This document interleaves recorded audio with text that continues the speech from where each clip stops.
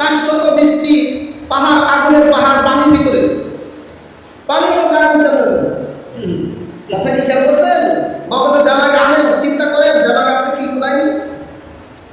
মসজিদ আল্লাহ যাওয়ার পর আপনাদের হুঁশ থাকে না, দেমাগ কিভাবে আপনার ভিতরে এই কথাগুলি ঢুকবে? আপনার দেমাগে আনেন যে যেখানে পানির ভিতরে আল্লাহ তাআলা জাহান্নামের আগুন পাহাড় বানিয়ে রেখেছে, সেই জাহান্নামের আগুন ওই পাহাড়কে যদি আল্লাহ হুকুম করেন তুমি আরো শক্তিশালী হও, আরো ভয় হও, আরো কঠোর হও, এই সাগরকে উত্তাল করে দাও, গরম করে দাও, এই গরম পানিতে যখন পানির উপরে বাসমান আসবে আপনি দৌড়াই ফেলাইবেন, দৌড়াই ফেলাইবেন। আন্দোলন হয়েছে, দেশ থেকে পালিয়ে আন্দোলন দেশে তাও সুযোগ পাইছে, আল্লাহর আন্দোলন শুরু হলে হয়ে যাবে। কথা বলেন, কথা বলছেন নি?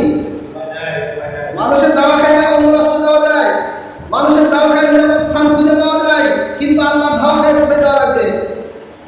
কথা বলেন, আল্লাহর দাওয়া খায় এই জমি থেকে ত্যাগ করলে তো আল্লাহর স্থানেই যেতে হবে। কথা ঠিক না? আল্লাহর জায়গা দাওয়া খাইলেও যদি আল্লাহর জায়গা যেতে হয়, আমি যদি মরার পরে বলতেই হয় বিসমিল্লাহি ওয়া আলা মিল্লাতি রাসূলিল্লাহ, এটা বলি না? আচ্ছা আপনি বলেন তো, আমার দেমাগে তুলাই না, আপনারা কি বুঝেন? একটু সময় নষ্ট করি, আপনারা কি এটা বুঝেন না? আপনারা কি এটা জানেন না? মরার পরে তো রাসূলের কাতারেই দেওয়া হয়। তা আল্লাহ আপনার এই যে রাসূল আপনার মরা নিয়ে কি করবে? এটা নিয়ে কি সাহাবাকে আন্দোলন করবে? এই মরা মানুষটারা আপনি দিয়ে চলে যায়, হুজুরে বলে বিসমিল্লাহি ওয়া আলা মিল্লাতি রাসূলিল্লাহ, আপনি রাসূলের কাছে নিয়ে আসলেন, আল্লাহ রাসূল কি এখন এই লোকটার সাহাবাকে যাইব?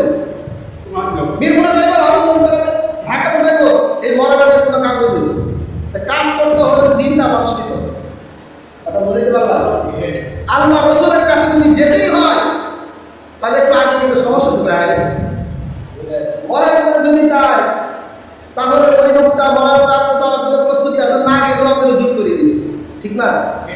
আপনি যদি নাও যেতে চান আমার পক্ষ দিও না, তাহলে এলাকার মানুষ উপকৃত ঠিক আছে, মাটির নিচে মতো হয়, তাহলে এক বন্ধের যন্ত্রণায় মানুষ নষ্ট হয়ে যাবে, অক্সিজেন নষ্ট হয়ে যাবে, আবহাওয়া নষ্ট হয়ে যাবে। এটাকে সুরক্ষিত রাখ। এত কিছু বোঝার পর আপনার দেওয়া কিভাবে অন্ধকার হয়ে যায়?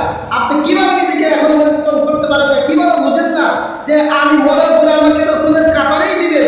তাহলে পয়সা থাকলে রাসূলের অনুসারীটা হইলে আমার কোনো আপত্তি আছে কি?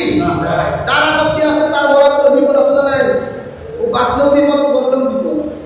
অতএব আপনার দেমাগ, আপনার চিন্তা চেতনা এখনই নিয়ে আসেন, মরার আগেই রাসূলের অনুসারী হয়ে রাসূলের দ্বীন, আল্লাহ রাসূলের দ্বীনটাকে পৃথিবীর জমিনে কায়েম হবে। এটা আপনারা চান?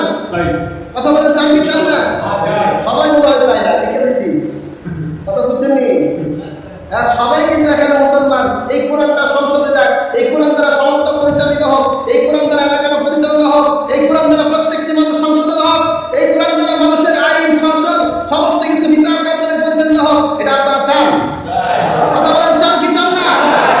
চাইলে সামনে আমাদের চিন্তা করতে হবে, এই কোরআন তাকে উপরে এই কোরআন সংসদে যেতে হবে। কথা বলেন, এই কোরআন সংসদে গেলে আপনার নাম কি? সুর বন্ধ হইবে।